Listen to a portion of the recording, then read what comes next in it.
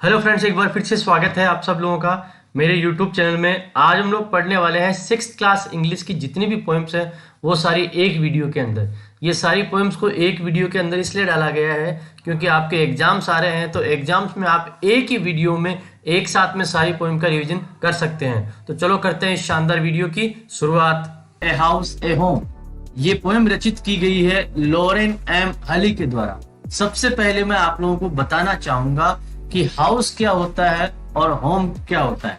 साधारणतः हम लोग ये मानते हैं इन दोनों का मतलब घर होता है, और हाउस का मतलब वास्तव में होता है एक मकान, और होम का मतलब होता है एक घर जिसमें बहुत सारे लोग रहते हैं जिनका आपस में प्यार और प्रेम से रिश्ता जुड़ा हुआ होता है। तो ये डिफरेंस होता है हाउस और होम के अंदर।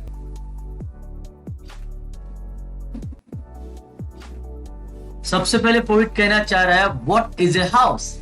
It's brick and stone and would that's hard. सबसे पहले कवि ये कह रहा है कि घर क्या है। इसमें कुछ ब्रिक्स होती हैं, ईंटें होती हैं, एंड स्टोन पत्थर होते हैं, एंड वुड लकड़ियां होती हैं, दैट इज हार्ड। इसका मतलब है कि घर को बनाने के लिए हमें बहुत सारी वस्तुओं की आवश्यकता होती है, जैसे कि ईंटें होती हैं, पत्थर होते हैं, लकड़ी होती है, और भी बहुत सारी चीजें मिलके एक घर को बनाती है। ये वो बाहरी चीजें हैं जो एक घर का निर्माण करती हैं। Some window glass and perhaps a yard. और अगर घर है तो उसके अंदर क्या होगा, कुछ खिड़कियां भी होंगी, और जब खिड़कियां होंगी तो उनमें ग्लासेस भी लगे हुए होंगे। और अगर घर है तो स्वाभाविक रूप से उस घर के बाहर एक यार्ड भी होगा। यार्ड का मतलब एक आंगन भी होगा जहां बच्चे खेलेंगे, बड़े बूढ़े बैठेंगे, चाय पिएंगे, मौज मस्तियां भी करेंगे। It's eaves and chimneys and tile floors and stucco and roof and lots of doors। इसके अंदर क्या होगा, eaves। eaves का मतलब होता है घर के अंदर जो छज्जे बने हुए होते हैं उन्हें हम ईव्स कहते हैं। एंड चिमनी, घर के अंदर धुएं को निकालने के लिए जो चिमनी बनी होती है वो घर के अंदर होती है। एंड टाइल फ्लोर्स, और टाइल से सजा हुआ हमारे घर में फ्लोर हो सकता है। एंड स्टको, स्टको का मतलब होता है प्लास्टर। हमारे घर को सुंदर दिखने के लिए इसमें क्या होता है, प्लास्टर किया हुआ रहता है। एंड रूफ, और उसको छत से ढका हुआ रहता है ताकि बारिश में और धूप में हम अपनी रक्षा कर सकें। एंड लॉट्स ऑफ डोर्स, और एक जो घर होता है उसमें कई सारे दरवाजे रहते हैं। आप एक तरफ से प्रवेश कर सकते हैं, दूसरी तरफ से निकल सकते हैं, एक कमरे से दूसरे कमरे में, एक रसोई से दूसरे कमरे में आप जा सकते हैं। तो यहाँ कवि क्या कहना चाह रहा है, हमारा जो घर होता है उसमें छज्जा होता है, चिमनी लगी होती है, उसमें टाइल्स होती है, उसमें प्लास्टर होता है, उसमें छत होती है, और उसमें बहुत सारे दरवाजे भी होते हैं। What is a home? वास्तव में घर क्या है? It's loving and family and doing for others। वास्तव में घर का मतलब मकान नहीं है। घर का मतलब है इस घर में रहने वाले लोगों के बीच में प्यार हो, प्रेम हो, और एक दूसरे के साथ में उनका अच्छा रिश्ता हो। वो एक दूसरे के लिए कुछ भी करने के लिए तैयार हो। It's brothers and sisters and fathers and mother, जहाँ पे भाई और बहन के बीच में तीखी नोक झोंक हो और उनमें बहुत अच्छा रिश्ता हो, और फादर और मदर जो है अपने बच्चों का बहुत ख्याल रखें और एक दूसरे के साथ में हर सुख दुख में खड़े रहें। तो वास्तव में घर क्या है? घर का मतलब है परिवार के सारे सदस्य एक दूसरे के साथ में हंसी और खुशी के साथ में रहते हो, यही घर होता है। It's unselfish acts and kindly sharing and showing your loved ones you are always caring। वास्तव में घर क्या होता है? अनसेल्फिश एक्ट, जिसमें आपके मन में किसी प्रकार का कोई स्वार्थ नहीं होता है। आप एक दूसरे की सहायता बिना किसी स्वार्थ के करते हैं। एंड काइंडली शेयरिंग, और दया के साथ में एक दूसरे के साथ में अपने सुख दुख और हर वस्तु को बांटने के लिए तैयार रहते हैं। And showing your loved ones you are always caring, और अपने प्रियजनों को, अपने परिवार के लोगों को आप ये दिखाते हो, आप ये बताते हो कि आप हमेशा उनकी केयर करते हो। तो यहाँ पे कवि ये कहना चाहता है, यहाँ हाउस का मतलब मकान, मकान होने का मतलब कोई घर नहीं होता।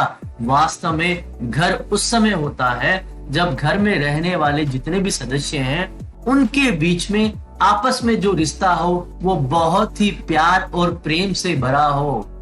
वो एक दूसरे की सहायता करना चाहते हो, वो एक दूसरे के लिए निस्वार्थ भाव रखते हो, वो एक दूसरे की परवाह करते हो, तभी वास्तव में एक मकान जो है वो एक घर के अंदर तब्दील हो सकता है। काइट, इसे रचित किया है हैरी बेन ने, और जैसे ही ये नाम आता है द काइट तो बच्चों के मन में नई नई उमंगे खिलने लगती है। बच्चों को पतंग उड़ाना बहुत ही पसंद है और उन्हें इस काम में इतनी खुशी मिलती है कि वो सब कुछ भूल जाते हैं। तो चलो करते हैं इस शानदार पोएम की शुरुआत।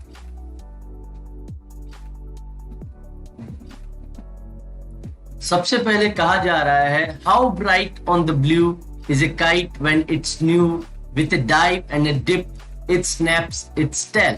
पहली लाइन में कहा गया है, how bright on the blue is a kite when it's new. ये जो पतंग है वो कितनी शानदार तरीके से चमकती है जब वो नई होती है। नीले नीले आसमान के अंदर नई नई पतंग चमकती है और बहुत ही प्यारी, बहुत ही सुंदर लगती है। With a dive and a dip it snaps its tail. With a dive and a dip, ये क्या करती है, डाइव लगाती है और डिप करती है। पतंग बार बार ऊपर जाती है और बार बार डिप करते हुए नीचे भी आती है। इट्स स्नैप्स इट्स टेल, और ऐसा करते हुए क्या होता है, इसकी पूंछ जो होती है वो टूट जाती है। स्नैप का मतलब होता है टूट जाना और टेल का मतलब है पूंछ। तो यहाँ पहली 4 लाइनों में बताया गया है कि नीले नीले आसमान में पतंग कितनी सुंदर लग रही है जब ये नई नई होती है। ये लहराती है, कई बार ऊपर जाती है, कई बार नीचे आती है और झटके के साथ में अपनी पूंछ को भी ये अलग कर लेती है। आगे की लाइनों में देखते हैं, then soars like a ship with only a sail, edge over tides of wind it rides। फिर ये क्या करती है, शोर, ये आवाज करती है, like a ship, एक जहाज की तरह, with only a sail, ऐसा लगता है पूरे आसमान में एक ही पतंग हो या पूरे समुद्र में एक ही जहाज हो, उसकी तरह ये लहराती है, अपना आनंद उठाती है। edge over tides of wind it rides, जिस प्रकार से समुद्र में लहरें उठती है और जहाज उसे पार करता है, उसी प्रकार से आसमान में हवाओं की तेज तेज हवाओं की लहरें उठ रही है और ये पतंग है उनको पार कर रही है और ये उनके ऊपर लहराती हुई यहाँ से वहां जा रही है। तो दूसरे स्टेंजा में बताया गया है कि इसकी तुलना जो है एक जहाज से की गई है। जिस तरह से समुद्र में जहाज अकेला चलता है वैसे ही आसमान में ये पतंग उड़ रही है और ये हवाओं पे सवारी कर रही है। Climbs to the crest of a gust and pulls, then seems to rest as wind falls। ये क्या करती है, climbs to the crest, climb यानी ऊपर चढ़ जाती है, to the crest, crest का मतलब टॉप पे या शिखर पे, of a gust, gust का मतलब हवा का झोंका। जैसे ही तेज हवा का झोंका आता है तो उसके साथ ये बहुत ऊपर चली जाती है, and pull, और हमें भी खींचने लगती है। then seems to rest as wind falls, लेकिन तभी हमें लगता है कि ये रेस्ट पे आ जाती है, आराम पे आ जाती है। जैसे ही हवा का झोंका निकल जाता है, धीरे धीरे हवा चलती है तो ये आराम करने लगती है। तो इस स्टैंजा में बताया गया है, जैसे ही हवा का तेज झोंका आता है तो पतंग उसके साथ में बहुत ऊपर चली जाती है और हमें भी खींचने लगती है, परंतु जैसे ही हवा कम होती है तो ये पतंग धीरे धीरे मंद पड़ जाती है। When string goes slack, you wind it back and run until a new breeze blows। जब ये स्ट्रिंग जो इसकी होती है, जब इसका धागा जो होता है वो कमजोर पड़ जाता है, स्लैक का मतलब ढीला पड़ जाता है, you wind it back, तो आप इसे क्या करते हो, इसे आप जोर से हवा लगाते हो, घुमाते हो, and run until a new breeze blows, और तब तक दौड़ते हो, तब तक दौड़ते रहते हो जब तक तेज हवा नहीं चलती है या आपकी पतंग ऊपर नहीं जाती है। यहाँ कवि कहना चाह रहा है कि जब हवा धीमी पड़ जाती है तो आपकी पतंग भी धीरे धीरे नीचे आने लगती है, फिर आप इसे लेके दौड़ते रहते हो और तब तक जोड़ते हो, तब तक अच्छी हवा नहीं चलती है, आपकी पतंग ऊपर नहीं जाती है। And its wings fill and up it goes. How bright on the blue is a kite when it's new. और इसके जो पंख है वो शानदार तरीके से हवा से भरे रहते हैं जैसे ही वो ऊपर जाते हैं। How bright on the blue is a kite when it's new. और नीले नीले आसमान में जब ये चमकीली पतंग चमकती है तो कितनी प्यारी हमें लगती है। But a raggedier thing you never will see when it flaps on a string in the top of a tree. लेकिन इससे बुरी चीज भी आपने नहीं देखी। रेगेडियर का मतलब होता है कटना, फट जाना। जब आपकी पतंग पेड़ पे उलझ जाती है तो बुरी तरह से ये फट जाती है, और इससे बुरी तरह से फटा हुआ आपने कुछ भी नहीं देखा होगा। When it flaps on a string in the top of a tree. जब पेड़ पे आपकी पतंग उलझ जाती है, आप इसके स्ट्रिंग को, धागे को खींचते हो और खींचते खींचते आपकी पतंग जो है वो बुरी तरह से फट जाती है, तो ये क्या बन जाती है? एक रेगेडियर थिंग बन जाती है। तो दोस्तों इस कविता में बताया गया है कि बच्चों को पतंग उड़ाना बड़ा अच्छा लगता है। तेज हवा के साथ उनकी पतंग ऊपर चली जाती है, जैसे ही हवा धीमी होती है तो उनकी पतंग नीचे आ जाती है और वो पतंग को लेके यहाँ से वहां दौड़ते हैं और वो पतंग के साथ बहुत आनंद उठाते हैं। परंतु जब ये पेड़ में उलझ जाती है तो ये बहुत ही बुरी इसकी हालत हो जाती है। द क्वेरल, ये बहुत ही प्यारी कविता है। इस कविता में बताया गया है किस तरह से भाई और बहन में नोक झोंक और झगड़े चलते रहते हैं और किस तरह से वो खत्म हो जाते हैं।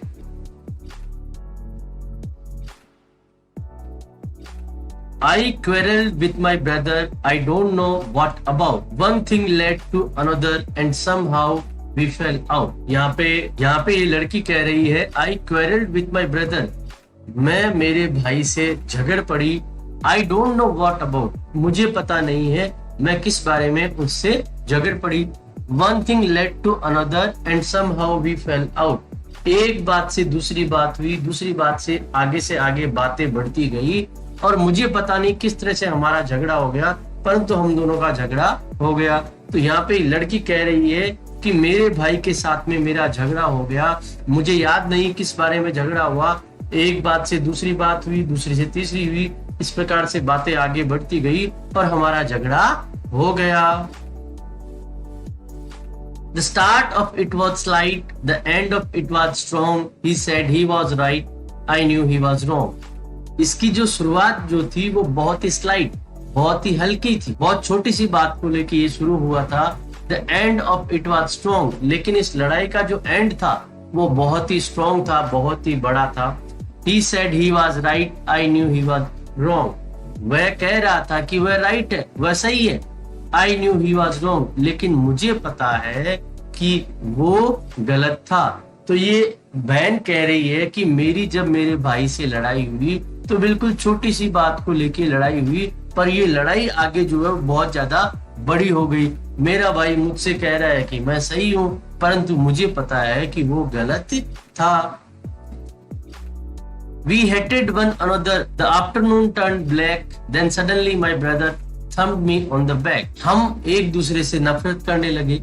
The afternoon turned black. हमारी जो दोपहर थी वो बहुत ही खराब हो गई। Then suddenly my brother thumped me on the back. तभी अचानक मेरे भाई ने मेरी पीठ पे थपथपाया। इसका मतलब ये है कि हम दोनों एक दूसरे से बहुत ज्यादा झगड़ने के बाद में नफरत करने लगे, हमारी दोपहर खराब हो गई। तभी अचानक मेरे भाई ने मेरी पीठ पे थपथपाया। वो क्या कहना चाहता था हम देखते हैं। And said, "Oh, come along, we can't go on all night.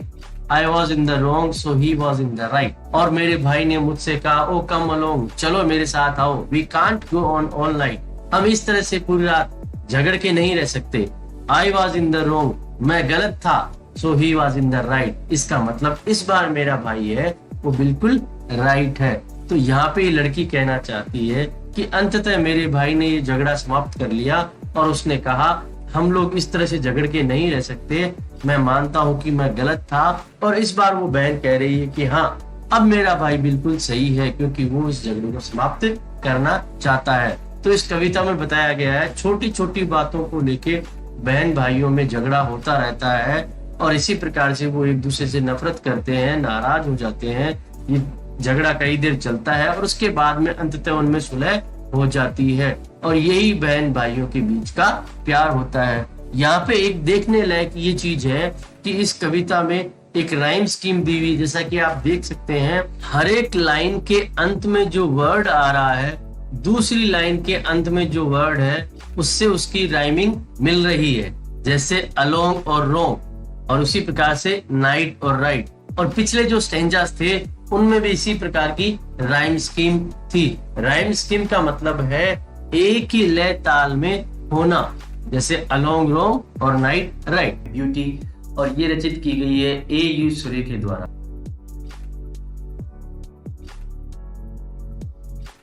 सबसे पहले कहा जा रहा है beauty is seen in the sunlight, the trees, the birds, corn growing and people working or dancing for their harvest। सबसे पहले ये कहा गया है कि हमें सुंदरता दिखाई देती है सूर्य की रोशनी में, ट्रीज पेड़ों में, बर्ड्स पक्षियों में, अनाज जो उगता है उसके अंदर, पीपल वर्किंग लोग जो काम कर रहे हैं उसके अंदर, और डांसिंग फॉर देयर हार्वेस्ट वो अपनी फसल के लिए जब नाचते गाते हैं, खुशियां दिखाते हैं, तो उसमें सुंदरता दिखाई देती है। इसका मतलब प्रकृति के हर एक रूप में हमें सुंदरता दिखाई दे रही है, चाहे वो सूर्य की रोशनी हो, चाहे वो पेड़ हो, चाहे वो पक्षी हो, चाहे वो अनाज का उगना हो, लोगों का खेतों में काम करना हो और लोगों का अच्छी फसल होने पर अपनी खुशी को जाहिर करना हो। इन सब चीजों में हमें बहुत ही अधिक खुशी दिखाई देती है। Beauty is heard in the night, wind sighing, rain falling, or a singer chanting anything in earnest। तो ब्यूटी सुनाई देती है रात के समय में, जब हवा जो है, विंड जो है साई आह भर रही है, तेजी से आवाज कर रही है, रेन फॉलिंग बारिश गिर रही है, और ए सिंगर चांटिंग या एक सिंगर जो है गायक है अपना गाना गा रहे हो, या रात के समय बहुत सारे छोटे मोटे कीड़े मकोड़े हैं वो भी आवाजें कर रहे हो, एनीथिंग इन अर्नेस्ट बहुत ही ईमानदारी से वो अपने प्रस्तुति दे रहे हो और हम लोग उन सब चीजों का आनंद ले रहे हैं। तो हम लोग कह सकते हैं कि सुंदरता को हम लोग सुन सकते हैं रात के समय में, जब तेज हवाएं चल रही हो, बारिश गिर रही हो और सिंगर गायक अपना गाना गा रहे हो, बहुत ही ईमानदारी से वो सब लोग अपनी प्रस्तुति दे रहे हो, चाहे गायक हो, चाहे छोटे छोटे कीड़े मकोड़े जीव जंतु हो। Beauty is in yourself, good deeds, happy thoughts that repeat themselves in your dreams, in your works and even in your rest। Beauty जो है वो आपके खुद के अंदर है, good deeds अच्छे कामों में है, happy thoughts अच्छे विचारों में है, that repeat themselves जो अपने आप को दोहराते हैं, in your dreams आपके सपनों में है, in your work आपके काम में है, and even in your rest और अगर आप आराम करते हैं उनमें भी है। इसका मतलब सुंदरता बाहर नहीं, आपके अंदर छिपी हुई है। आपके अगर काम अच्छे हैं तो सब कुछ अच्छा है, अगर आपके विचार अच्छे हैं तो सब कुछ सुंदर दिखाई देगा। और ये सारे अच्छे विचार और अच्छे कर्म अच्छी अच्छी चीजों को बार बार दोहराएंगे, अच्छे अच्छे आपके सपने होंगे, अच्छे अच्छे आपके काम होंगे और आराम करेंगे तो भी आपको बहुत अच्छा लगेगा। इसका मतलब वास्तविक सुंदरता जो है वो बाहर नहीं है, वास्तविक सुंदरता हमें अंदर ही दिखाई देती है। तो इस कविता में कवि हमसे ये कहना चाहता है कि हमें वास्तविक सुंदरता को अगर खोजना है तो वास्तविक सुंदरता को बाहर खोजने की जरूरत नहीं है, वास्तविक सुंदरता हमारे अंदर है। मैं मानता हूँ कि बाहर जो प्रकृति हो बहुत सुंदर है, पर अगर हमारे काम अच्छे होंगे, हमारे विचार अच्छे होंगे, हम खुद अच्छे होंगे तो दुनिया अपने आप ही बहुत खूबसूरत बन जाएगी। Where do all the teachers go? और इसको रचित किया है पीटर डिक्सन के द्वारा। इससे पहले मैं आप लोगों को बताना चाहता हूं कि आजकल जो पोएम है उसे पोएम नहीं कहते हैं, आजकल पोएम को बदल के उसे पोम कहा जाता है। तो हम ये भी कह सकते हैं कि आज हम शुरुआत कर रहे हैं एक पोम की।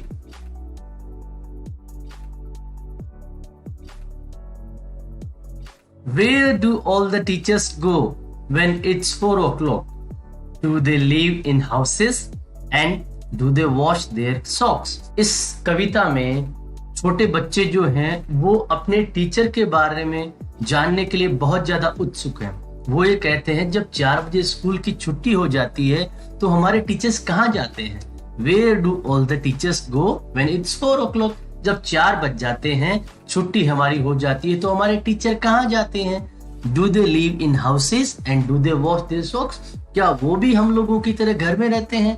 क्या वो भी हम लोगों की तरह अपने सॉक्स या अपने कपड़े धोते हैं? तो यहाँ पे छोटे बच्चे हैं, उन्हें ये जानने की बहुत ज्यादा जिज्ञासा है कि जब स्कूल की छुट्टी होती है तो हमारे टीचर्स हैं वो कहाँ चले जाते हैं? क्या उनके भी घर होते हैं? क्या वो भी अपने कपड़े धोते हैं? जैसा कि आपने देखा होगा, छोटे बच्चे हमेशा अपने टीचर्स को स्कूल में जाते ही देखते हैं और फिर स्कूल की जब छुट्टी होती है तो उन्हें जाते हुए देखते हैं। उसके अलावा वो कभी भी उन्हें नहीं देख पाते हैं, तो उन्हें ऐसा लगता है कि टीचर्स केवल स्कूल में ही दिखाई देते हैं। Do they wear pajamas and do they watch TV and do they pick their noses the same as you and me? क्या वो पायजामास पहनते हैं? क्या वो हमारे तरह घर पे अपनी कंफर्टेबल ड्रेसेस पहनते हैं? Do they watch TV? जैसे हम अपने खाली समय में टीवी देखते हैं, क्या हमारे टीचर्स भी टीवी देखते होंगे? And do they pick their noses the same as you and me? जिस तरह से हम लोग अपनी नाक साफ करते हैं, तो क्या टीचर्स भी ऐसे करते होंगे? इसका मतलब ये है कि टीचर्स का जो व्यवहार रहता है वो स्कूल में बिल्कुल बदला हुआ रहता है, एकदम वो व्यवस्थित तरीके से रहते हैं। तो बच्चे ये जानना चाहते हैं कि घर जाने के बाद में क्या वो आरामदायक कपड़े पहनते हैं?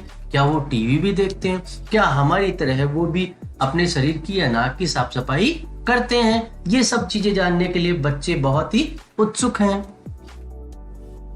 Do they live with other people? Have they moms and dads? And were they ever children? And were they ever bad? अब यहाँ पे बच्चे फिर से जानना चाहते हैं, क्या वो और लोगों के साथ में भी रहते हैं जैसे हम अपने परिवार के साथ में रहते हैं? क्या उनके भी मम्मी पापा होते हैं?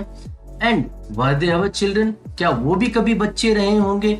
And were they ever bad? क्या वो भी हमारी तरह कभी शैतानी करते थे या बुरे बच्चे भी बने हैं? तो यहाँ पे स्टूडेंट्स जानना चाहते हैं अपने टीचर के बारे में, उनके परिवार के बारे में। जैसे हमारा परिवार है तो क्या टीचर का भी परिवार है? जैसे हम शैतान बच्चे बनते हैं तो क्या कभी टीचर भी शैतान बच्चे हुए थे? Did they ever never spell right? Did they ever make mistakes? Were they punished in the corner if they pinched the chocolate flakes? क्या उन्होंने हमेशा हर चीज को सही सही बोला होगा? Did they ever make mistakes? क्या उन्होंने हमारी तरह गलतियां भी की हैं? Were they punished in the corner if they pinched the chocolate flakes? और जब बहुत सारी चॉकलेट्स होती है, हम मम्मी पापा को बिना देखे हुए, उन्हें बिना बताए हुए उनके कोनों को काट लेते हैं, उन्हें खा लेते हैं, तो क्या हमारे टीचर्स ने भी कभी ऐसा किया होगा? तो यहाँ पे बच्चे जानना चाहते हैं अपने टीचर के बारे में, क्या टीचर भी कभी पहले सब चीज सही बोला करते थे या उन्हें गलत बोला करते थे? क्या टीचर भी पहले गलतियां किया करते थे? क्या टीचर को भी पहले हमारी तरह कोने में खड़े रहने का पनिशमेंट मिलता था जब वो चॉकलेट के कोने के टुकड़ों को खा लिया करते थे? Did they ever lose their hymen books? Did they ever leave their greens? Did they scribble on the desktops? Did they wear old dirty jeans? क्या उन्होंने अपनी गीतों की जो किताब है उसे खो दिया? हाइमन का मतलब होता है गीत या भजन। Did they ever leave their greens? क्या उन्होंने अपने कंफर्ट जोन को कभी छोड़ दिया? अपने घर को या अपनी आरामदेह जगह को उन्होंने छोड़ा होगा। Did they scribble on the desktop? जिस तरह से हम डेस्कटॉप पे उछल उछल के खेलते हैं, घसीट घसीट के खेलते हैं, क्या टीचर भी हमारी तरह करते थे? Did they wear old dirty jeans? जिस प्रकार से हम पुरानी जींस पहनते हैं जो थोड़ी गंदी होती है, तो क्या टीचर भी ऐसा करते थे? तो बच्चे जानना चाहते हैं कि जिस तरह से हम लोग अपनी किताबों को खो देते हैं, आरामदायक जगह को छोड़ना नहीं चाहते हैं और डेस्क पे खेलते हैं, पुराने कपड़े पहनते हैं, गंदे कपड़े भी कई बार पहन लेते हैं, तो क्या हमारे टीचर ने भी ऐसा किया होगा? I will follow one back home today. I will find out what they do. Then I will put it in a poem that they can read to you. मैं क्या करूंगा? आज स्कूल के बाद एक टीचर को फॉलो करूंगा, उनका अनुसरण करूंगा, उनका पीछा करूंगा कि वो कहाँ जाते हैं। I will find out what they do. और मैं पता लगा के रहूंगा कि वो क्या करते हैं, then I will put it in a poem, फिर मैं इसे क्या करूंगा, एक कविता की शक्ल में मेरे विचारों को रख दूंगा, that they can read to you, ताकि हमें पूरी जानकारी हर एक बच्चे को मिल सके। ये सारी जानकारी जो है ये कविता के माध्यम से सबको मिल सके। तो यहाँ बच्चा कह रहा है कि मैं आज एक टीचर का पीछा करूंगा और पता लगवाऊंगा कि टीचर क्या करते हैं। फिर पता लगाने के बाद में जो भी सूचनाएं मुझे मिलेगी मैं उसे एक कविता की शक्ल में रखूंगा ताकि सब लोगों को इसके बारे में पता लग सके। तो यहाँ इस कविता में कवि यह कहना चाहता है कि हम लोग हमेशा ये जानना चाहते हैं कि जैसे ही स्कूल की छुट्टी होती है तो हमारे टीचर्स हैं वो क्या करते हैं, क्या उनके भी घर हैं, क्या उनके भी माता पिता हैं, क्या वो भी घर पे जाके आरामदायक कपड़े पहनते हैं, क्या वो भी घर पे जाके टीवी देखते हैं, क्या वो भी घर में हमारी तरह शैतानी करते हैं, क्या वो भी कभी गंदे बच्चे बने थे, क्या उन्हें भी स्कूल में पनिशमेंट मिला था। तो ये सारी बातें एक बच्चा जानना चाहता है। वंडरफुल वर्ड्स, इसे रचित किया गया है मैरी ओ'नील के द्वारा।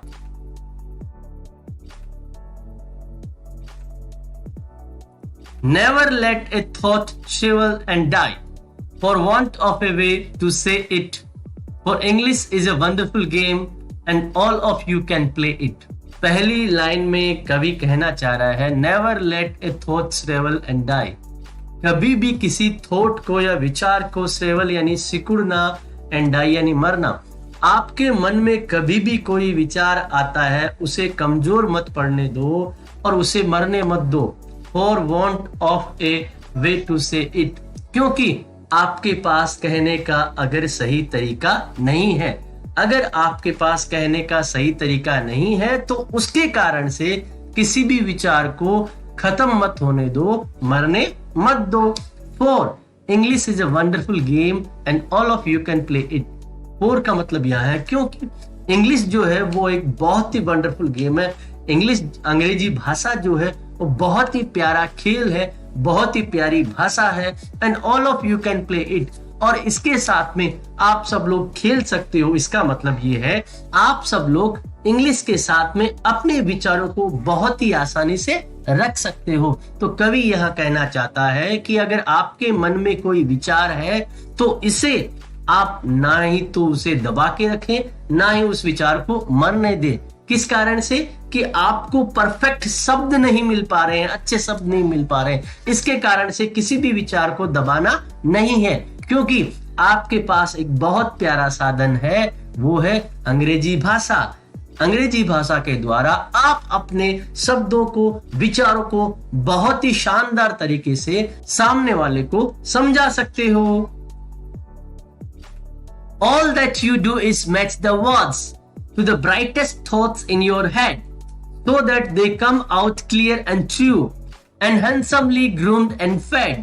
For many of the loveliest things have never yet been said. All that you do is match the words. आपको केवल एक ही काम करना है, शब्दों को सही तरीके से मिलाना है। मैच का मतलब मिलाना। To the brightest thoughts in your head. आपके दिमाग में सबसे अच्छे जो चमकीले, शानदार, अच्छे वाले जो विचार आ रहे हैं उनके लिए सही सही शब्द आपको ढूंढने हैं, so that they come out clear and true, ताकि वो जो आपके विचार है बहुत ही साफ तरीके से और सच्चे तरीके से बाहर आ सके। and handsomely groomed and fed, और उनको बहुत ही सुंदर तरीके से सजाया जा सके और उन्हें सबके सामने अच्छी तरीके से प्रस्तुत किया जा सके।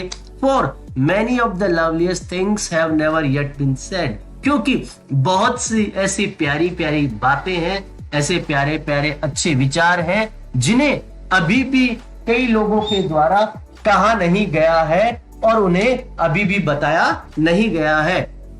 तो इस स्टैंजा में कवि कहना चाहता है कि आपको क्या करना है, केवल शब्दों का ध्यान रखना है, अच्छे शब्दों को आपको काम में लेना है जो आपके विचारों को बहुत ही शानदार तरीके से प्रस्तुत कर सके और आपके विचार साफ और सच्चे तरीके से सबके सामने सुंदरतम रूप में प्रस्तुत हो सके।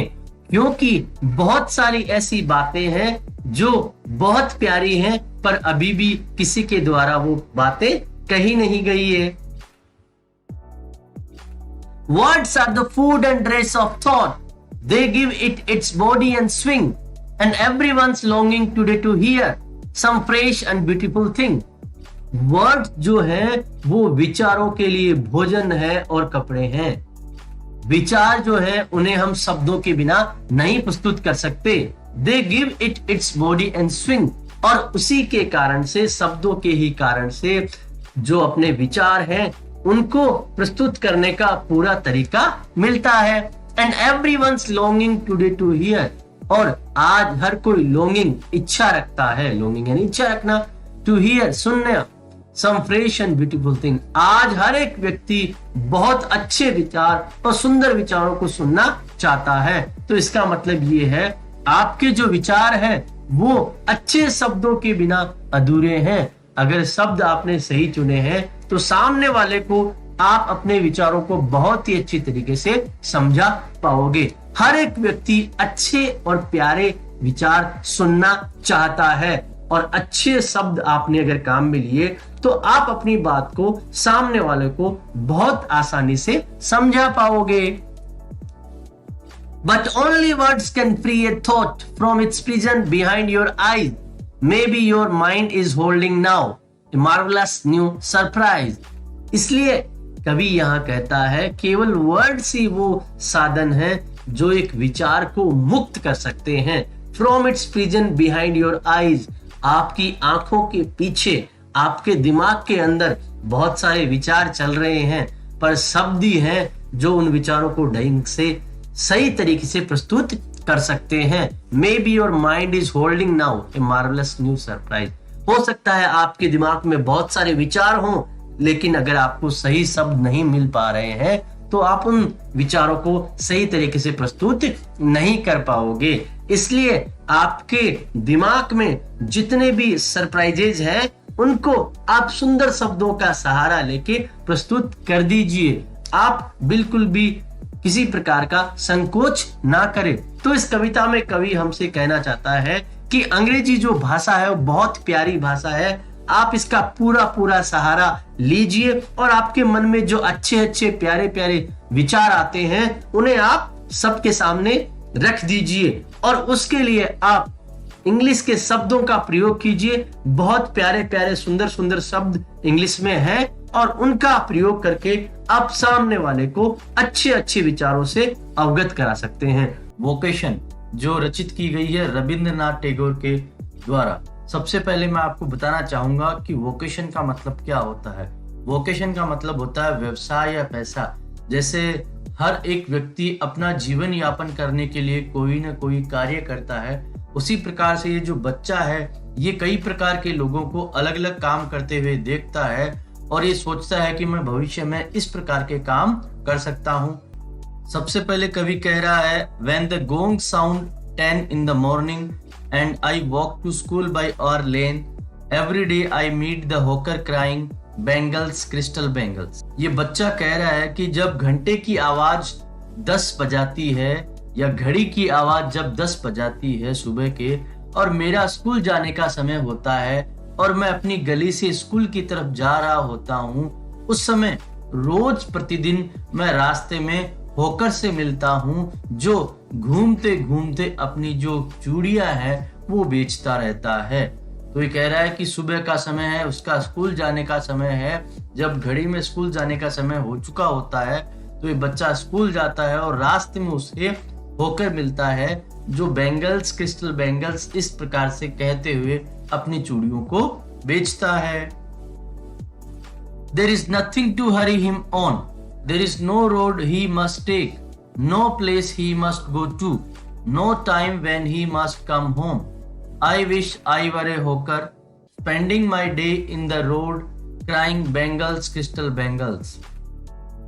यहाँ पे ये बच्चा कह रहा है कि उसको किसी प्रकार की कोई जल्दीबाजी नहीं है. There is no road he must take. कोई ऐसी विशेष रोड नहीं है उसी पे उसे जाना हो. No place he must go to. ऐसा कोई स्थान नहीं है कि वहीं उसे जाना पड़ेगा जैसे हमें रोज स्कूल जाना पड़ता है. No time when he must come home. और उसका घर आने का कोई समय निश्चित नहीं है, वो जल्दी भी आ सकता है और लेट भी आ सकता है. I wish I were a hawker. ये बच्चा कल्पना कर रहा है कि काश मैं एक होकर होता जो घूम घूम के सामान बेचता, spending my day in the road crying bangles crystal bangle, और मेरा जो दिन है यहाँ वहां सड़कों पे बीतता और मैं लोगों को चूड़ियां बेचता और चिल्लाता bangles crystals bangles. When at 4 in the afternoon I come back from the school, I can see through the gate of that house the gardener digging the ground। ये बच्चा कह रहा है शाम के समय में जब मैं लगभग 4 बजे वापस अपने स्कूल से आता, I can see through the gate of that house, तो उस घर के दरवाजे से मैं देख पाता the gardener digging the ground, तो वहां पे जो बागवान है वो क्या कर रहा है, वो जमीन में कुछ न कुछ खोद रहा है, अपने बाग में वो बागवानी कर रहा है। He does what he likes with his spade. He soils his clothes with dust. Nobody takes him to task. If he gets baked in the sun or gets wet, I wish I were a gardener digging away at the garden with nobody to stop me from digging। यहाँ बच्चा कह रहा है कि वो अपने spade के साथ में, अपने फावड़े के साथ में, अपने औजार के साथ में अपने कपड़ों को गंदा भी कर लेता है, कोई उसे किसी प्रकार का कोई काम नहीं कहता है, वो चाहे धूप में खूब देर बैठा रहे या गीला हो जाए, कोई इसे कुछ भी कहने वाला डांटने वाला नहीं है। मैं विश करता हूँ, मेरी ये इच्छा है कि काश मैं एक बागवान होता, मैं एक गार्डनर होता, तो जहां मेरी इच्छा होती वहां मैं कुछ न कुछ खोदता रहता और बागवानी करता रहता और कोई भी मुझे डांटने फटकारने वाला और मना करने वाला नहीं होता। Just as it gets dark in the evening and my mother sends me to bed, I can see through my open window the watchman walking up and down। जैसे ही अंधेरा होने लगता है और मेरी मम्मी मुझे बिस्तर पे सोने के लिए भेज देती है, मैं देख सकता हूँ हमारे घर की खुली खिड़की से वॉचमैन जो है वो यहाँ वहां जा रहा है।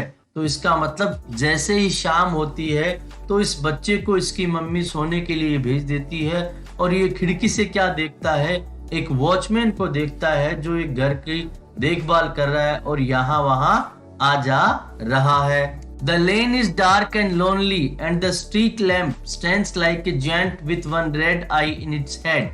The watchman swings his lantern and walks with his shadow at his side and never once goes to bed in his life। ये जो गली है ये अंधेरे से भरी हुई है और यहाँ कोई नहीं है, पूरा सुनापन है। And the street lamp stands like a giant with one red eye in its head। और ये जो गली का जो लैंप है वो ऐसे लग रहा है जैसे कोई दैत्य हो जिसकी एक लाल आंख हो। The watchman swings his lantern and walks with its shadow at its side। तो यहाँ जो वॉचमैन है उसके हाथ में लैंटर्न है और इसे घुमाते हुए लेके जा रहा है और अपनी परछाई के साथ साथ में वो चल रहा है। And never once goes to bed in his life। और ऐसा लगता है कि वो कभी भी सोने के लिए नहीं जाता होगा। I wish I were a watchman walking the street all night, chasing the shadows with my lantern। यहाँ ये बच्चा कल्पना कर रहा है कि काश मैं एक वॉचमैन होता और गलियों में यहाँ वहां घूमता पूरी रातों को और मुझे कोई कहने वाला नहीं होता और मैं अपनी परछाई का पीछा करता अपनी लैंटर्न को साथ में लेके। तो दोस्तों यहाँ पे एक छोटा बच्चा है, उसके मन में जब जब किसी व्यक्ति को वो देखता है तो उसके मन में इच्छा होती कि काश वो एक बागवान होता, काश वो एक चूड़ी बेचने वाला होता या काश वो एक वॉचमैन होता। ये उसके मन में इच्छाएं होती है। व्हाट इफ जो रचित की गई है सेल सिल्वरटेन के द्वारा। सबसे पहले कवि कह रहा है, last night while I lay thinking here some what if scrolled inside my ear and pranced and partied all night long and sang their same old what if song। पिछली रात को while I lay thinking here, जब ये जो बच्चा है bed पे अपने सोने की तैयारी कर रहा था, लेट रहा था, कुछ सोच रहा था, some what if crawled inside my ear, तो इसके ईयर के अंदर, कान के अंदर कुछ what if कि अगर ऐसा हो तो क्या होगा, क्रोल यानी रेंगते हुए आ जाना, वो जो है इसके कान में आ गया, कुछ विचार आए। And pranced and partied all night long, and prance का मतलब होता है डांस करना, एंजॉय करना, and partied all night long, और पूरी रात वो मेरे दिमाग में चलते रहे और पार्टी करते रहे। And sang their same old what if song, और वो गाते रहे अपना पुराना what if song कि what if, कि अगर ऐसा हो तो क्या होगा। What if I am dumb in school, what if they have closed the swimming pool। यहाँ पे बच्चा सोच रहा है कि क्या होगा अगर मैं स्कूल में जाके डम हो जाऊं, डम यानी गूंगा हो जाऊं, मैं कुछ भी बोल नहीं पाऊं तो मेरा क्या होगा, मेरे सारे काम मैं कैसे कर पाऊंगा। What if they have closed the swimming pool, और क्या होगा जब स्कूल वालों ने स्विमिंग पूल को बंद कर दिया, तो हम बच्चे लोग कहाँ स्विमिंग करेंगे और कहाँ एंजॉयमेंट करेंगे। What if I get beat up, what if there is poison in my cup, क्या होगा अगर मुझे किसी ने बीट अप यानी किसी ने पीट दिया। What if there is poison in my cup, और यदि मैंने जिस कप में कुछ भी पिया है उसमें अगर पॉइजन हो तो क्या होगा, जहर है तो क्या होगा। What if I start to cry, what if I get sick and die, तब क्या होगा जब मैं रोना शुरू कर दूंगा। What if I get sick and die, और तब क्या होगा जब मैं अचानक बीमार हो जाऊं, और डाई का मतलब मर ही जाऊं, तब मेरे साथ में क्या होगा। What if I flunk that test, what if green hair grows on my chest, और what if I flunk that test, अगर मैं टेस्ट में फ्लंक यानी फेल हो जाऊं तो क्या होगा। और what if green hair grows on my chest, और अगर मेरी चेस्ट पे हेयर्स हैं जो ग्रीन ग्रो हो जाए तो मैं क्या करूंगा। What if nobody likes me, what if a bolt of lightning strikes me, क्या होगा अगर मुझे कोई भी पसंद नहीं करेगा, सब बच्चे आपस में खेलते रहेंगे, मैं अकेले कोने में चुपचाप बैठा रहूंगा। और what if a bolt of lightning strikes me, और अचानक मेरे ऊपर बिजली गिर जाए और मुझे चोट पहुंचा दे तो मेरे साथ क्या होगा। What if I don't grow taller, what if my head starts getting smaller, क्या होगा अगर मैं बड़ा नहीं हो रहा हूं, मेरी हाइट छोटी ही रह जा रही है। What if my head starts getting smaller, क्या होगा अगर मेरा सिर जो है वो धीरे धीरे छोटा होना शुरू हो जाए। What if the fish won't bite, what if the wind tears up my kite, क्या होगा अगर मछलियां जो है किसी को भी काटना बंद कर दें। What if the wind tears up my kite, और मेरे साथ में क्या होगा जब हवा जो है मेरी पतंग को फाड़ देगी तो मैं क्या करूंगा।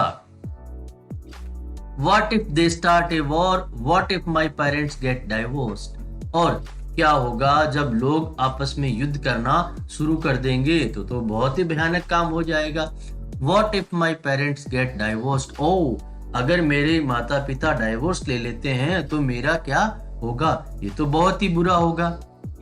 What if the bus is late, what if my teeth don't grow in straight, और मेरे साथ क्या होगा जब मेरी स्कूल बस लेट हो जाएगी।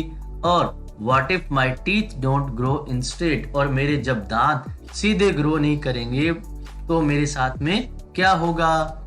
What if I tear my pants, what if I never learn to dance, क्या होगा अगर मैं फटी हुई पैंट को पहनता हूं, और क्या होगा अगर मैं कभी भी डांस करना सीख नहीं पाता हूं, एक ही एक स्टेप को मैं बार बार दोहराता हूं। Everything seems swell and then the night time what if strikes again, everything seems swell इसका मतलब सब कुछ प्रतीत होता है, swell का मतलब ठीक ठाक एकदम बढ़िया। And then the night time what if strikes again, और जैसे ही रात शुरू होती है तो मेरे दिमाग में फिर से ये what if वाला गाना जो है वो शुरू होने लगता है कि ऐसा हो तो क्या होगा, वैसा हो तो क्या होगा। ये सब चीजें मेरे दिमाग में फिर से आने लगती है। दोस्तों, इस वीडियो को बनाने के लिए मैंने बहुत मेहनत की है। प्लीज इसे लाइक शेयर और सब्सक्राइब करना न भूलें।